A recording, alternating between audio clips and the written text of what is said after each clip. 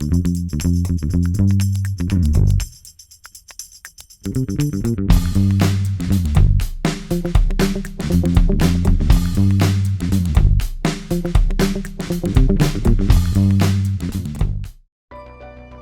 smartphone seen through the genius of Einstein, Gen Z or Z.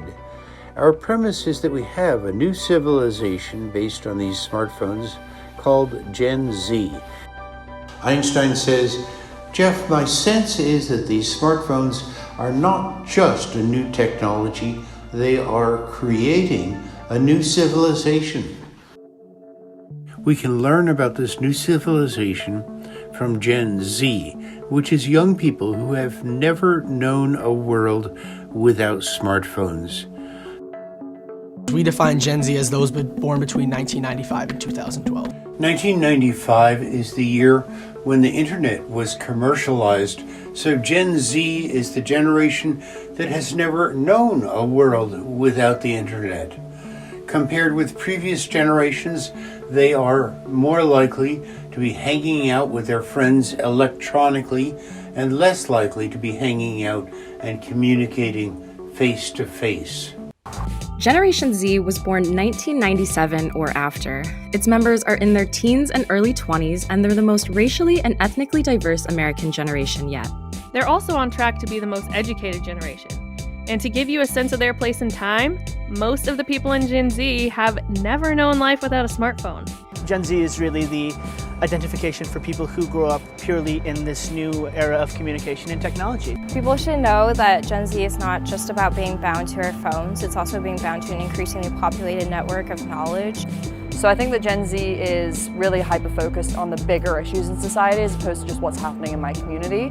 And for that reason, I think that we're more likely to see change on a global level. One of our traits that, is very upfront with my generation is that we're very, very realistic. At a young age, we were thrown into a world that you could say wasn't the prettiest. We grew up amongst the 2009 recession, after 9/11, and our parents didn't tell us we could necessarily be whatever we wanted. They told us that it's a hard world out there, you're gonna have to work your butt off, and if you're not willing to, there's plenty of others that will. Einstein says, "When I was growing up, it was many years before I could find my first job at the Swiss Patent Office." Part of what is happening to Gen Z is that jobs are disappearing.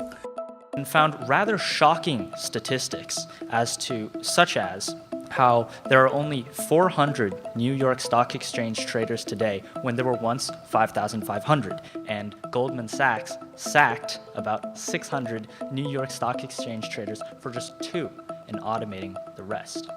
With my interest and passion in business and economics, I continued to do research.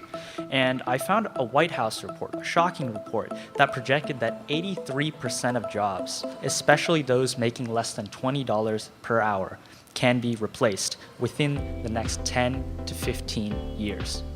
But it's not just those making less than $20 an hour. A Deloitte report found that nearly 40% of jobs in the legal sector can be automated in the next 10 years, and medical doctors are quickly being outperformed, especially in fields such as radiology, by automated computer systems. Other consultancy reports even believe that actuarial sciences, accounting, and similar fields could just disappear within that time frame. Even with the new jobs created, it seems that there will be a net loss. The common answer seems to be study computer science, or do scientific research, or become an engineer. But as Andrew Yang said, right now, some of the smartest people in the country are trying to figure out how to replace you with an overseas worker, a cheaper version of you, or increasingly, a widget, software program, or robot. Efficiency doesn't love normal people.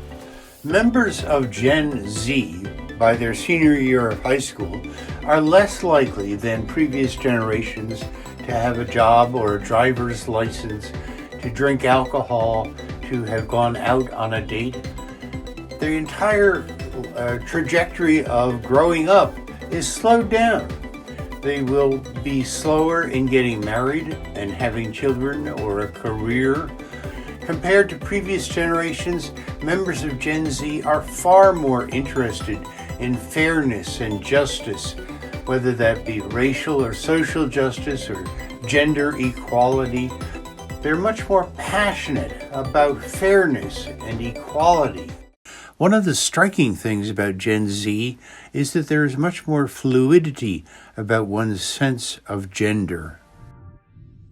You know what, that thing where you're eating a meal, but you're not really eating a meal, you're just kind of picking at food on the counter. My family and I were doing that one night, and I just kind of looked at them and said, hey guys, I'm non-binary. I don't have a gender. In my opinion, gender is a universe. It is a broad spectrum of planets and stars and sky that truly cannot be contained into a binary. My pronouns are they, them, theirs, and that's a non-negotiable. And they were all kind of like, okay. Thank you very much. Leaders of the past would love to be in our shoes.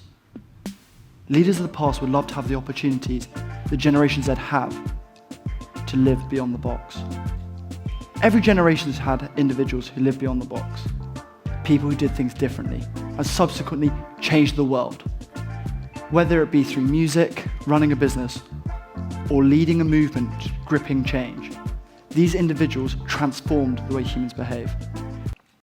Gen Z will by far be the smartest generation ever, and we have to empower them to do great things. When older people think of Gen Z, they only think of kids who play video games or use Instagram. Personally, I think that many kids from Gen Z will be some of the smartest kids ever. They grew up with the internet and social media. They have all the information in the world at their fingertips. They know how to learn new skills on their own. They know how to communicate via social media, and they know how to build communities all over the world. That's the end of our video on Gen Z, a new civilization that has arisen from our smartphones. If you like it, hit the like button below and subscribe, and expect soon to see another video in this playlist.